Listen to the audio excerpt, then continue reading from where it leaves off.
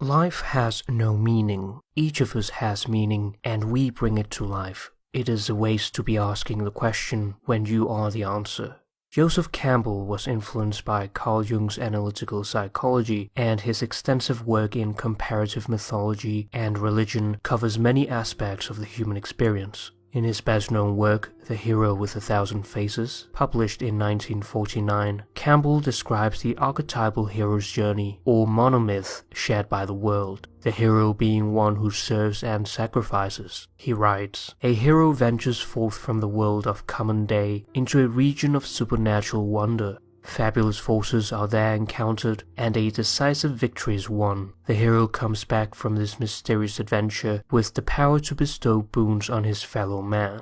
The hero's journey is not just a mythological story, but is deeply embedded within the human condition. It tells the story of a person encountering a difficult life problem and their journey in resolving it through personal transformation. Sometimes the change is intentional, new relationships, marriage, a new job, etc., and the hero is motivated to attempt and endure the process of change. Other times, the change is unintentional, trauma, injury, relationships breaking apart, etc., leaving the hero shocked.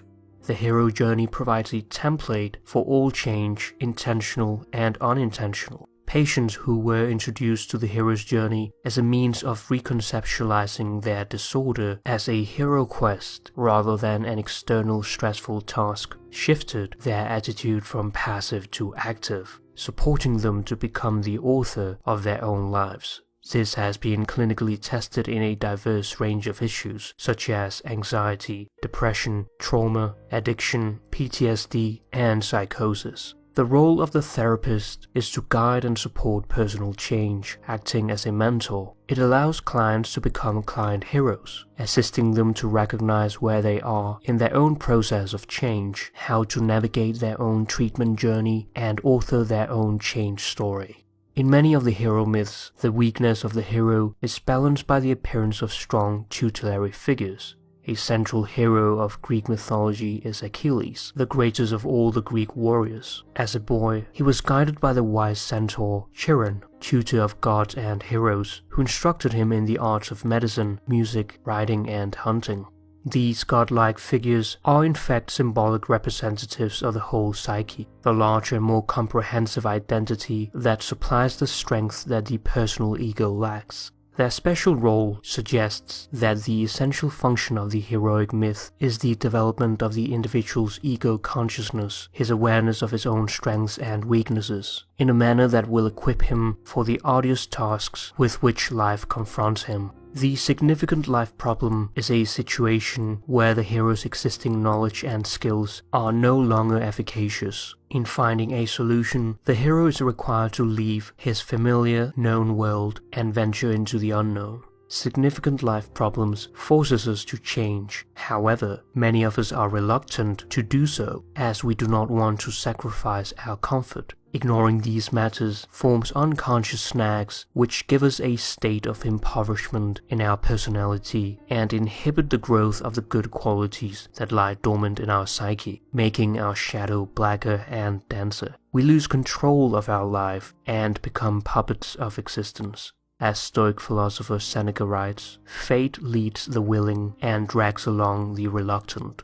It is as if one keeps living but is dragged by chains or swimming against the river currents. This is a characteristic attitude of the neurotic, an artificial barrier invented by oneself which causes one to suffer from internal conflict in order to avoid facing difficult life choices. Campbell tells us that heroic myths provide the individual with inspiration for aspiration. Myths have the ability to link the everyday to the eternal, to give meaning to the mundane. In The Hero with a Thousand Faces, Campbell identified that a hero's journey occurs in 3 sequential phases: separation, initiation, and the return. These are further divided into 17 substages. However, we will be using the more popular and modern adaptation by Christopher Vogler, detailed in his work The Writer's Journey, which is inspired by Campbell. He proposes a 12-stage hero's journey. The very first stage of the hero's journey is the ordinary world, referring to one's familiar life, daily routine, the stresses and joys of work, family and social connections. A common characteristic is a growing awareness that something is not quite right.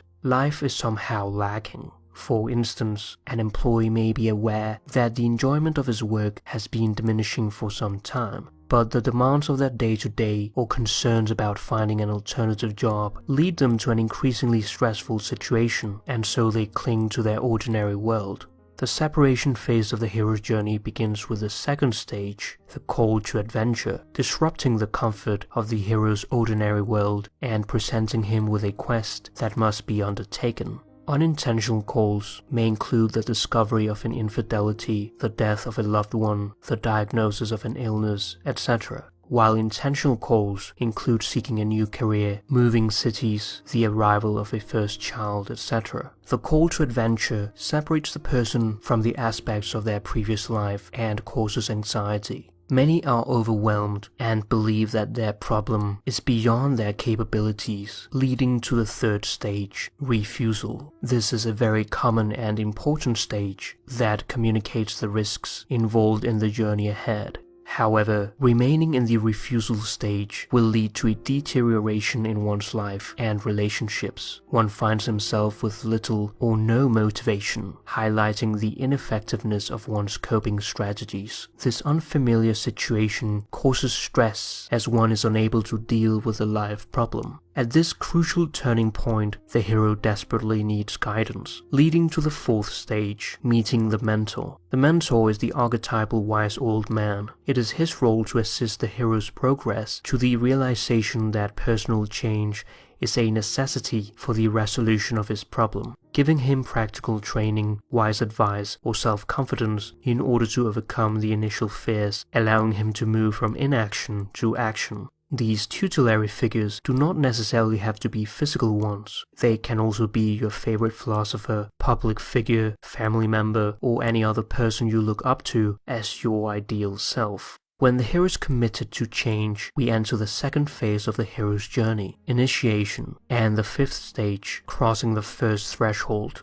The hero now leaves the safe haven of the ordinary world and enters the special world, an unfamiliar place where one confronts his dragon, his worst fear, event, person, situation, or memory long avoided. As trials become more difficult, the hero hones his skills and gains experience. However, as the trials increase in complexity, the demands placed on the hero lead to higher levels of anxiety, and his first confrontation with the dragon is likely to fail. Without help, he may consider giving up. In the sixth stage, tests, allies, and enemies, the hero explores the special world and encounters tests and enemies. Here he must seek allies, friendly forces who support change attempts and decrease the hero's isolation. A common barrier here is the fear of asking for help, for being seen as less than capable, or for possibly being rejected. Ironically, vulnerability becomes a key skill in resiliency rather than a sign of weakness. Stage 7 is the approach to the innermost cave, where one must make his final preparations before descending into the unknown.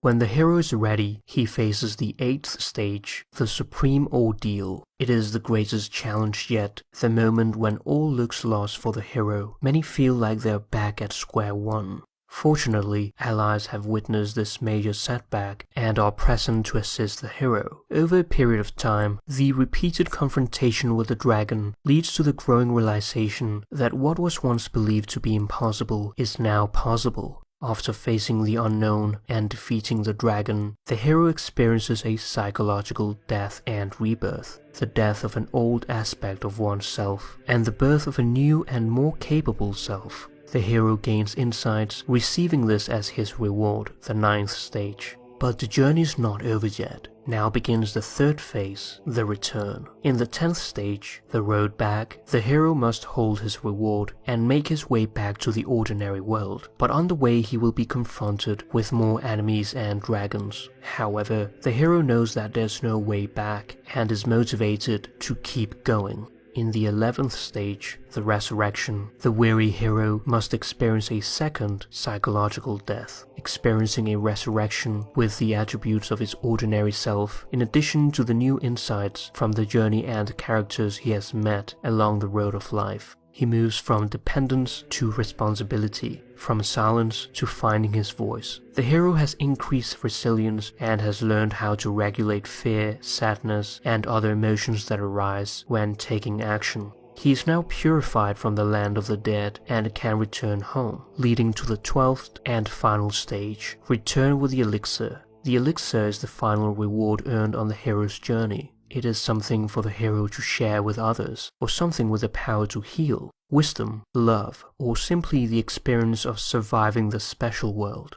The hero comes back to his ordinary world with a new self, having faced terrible dangers and possibly death, but now looks forward to the start of a new life. This is not just a one-time linear path, but in fact a lifelong cyclical process. Over and over again, you are called to the realm of adventure. You are called to new horizons. Each time, there is the same problem. Do I dare? And then if you do dare, the dangers are there, and the help also, and the fulfillment or the fiasco. This awareness to see life as a hero's journey allows the chaos and challenges of life to have both some sequence and purpose. It gives us a beautiful framework for dealing with life's problems. An unwanted event can be viewed as a call to adventure. Difficult life events as confronting one's dragon. When one completes these, one receives a reward, transforming into a new self with an elixir to share the experience of one's special world with others. The hero's journey is the quest to find the inward thing that you basically are. One of Campbell's most frequently repeated phrases is to follow your bliss. If you do follow your bliss, you put yourself on a kind of track that has been there all the while waiting for you, and the life you ought to be living is the one you are living. When you can see that, you begin to meet people who are in your field of bliss, and they open doors to you. I say, follow your bliss and don't be afraid, and doors will open where you didn't know they were going to be. To follow one's bliss is not simply doing what one likes to do, and certainly not what one is simply told. It is to search deeply within oneself and identifying that pursuit or burning need which one is truly passionate about, giving oneself absolutely to it, and the rest will follow. People say that what we are all seeking is a meaningful life. I don't think that's what we are really seeking. I think that what we are seeking is an experience of being alive, so that our life experiences on the purely physical plane will have resonances with our innermost being and reality, so that we actually feel the rapture of being alive. This feeling of rapture or bliss is associated to the hero's journey that we face on a daily basis in this life. He writes, "The experience of eternity right here and now is the function of life. Eternity isn't some later time. Eternity isn't even a long time. Eternity has nothing to do with time. Eternity is that dimension of the here and now that all thinking in temporal terms cuts off. The experience of eternity right here and now in all things, whether thought of as good or as evil. Heaven is not the place to have the experience. Here is the place to have the experience. When you realize that eternity is right here now, that it is within your possibility to experience the eternity of your own truth and being, then you grasp the following. That which you are was never born and will never die." I hope you enjoyed this video. You can support the channel on Patreon or by liking, commenting or sharing the content. Thank you for watching.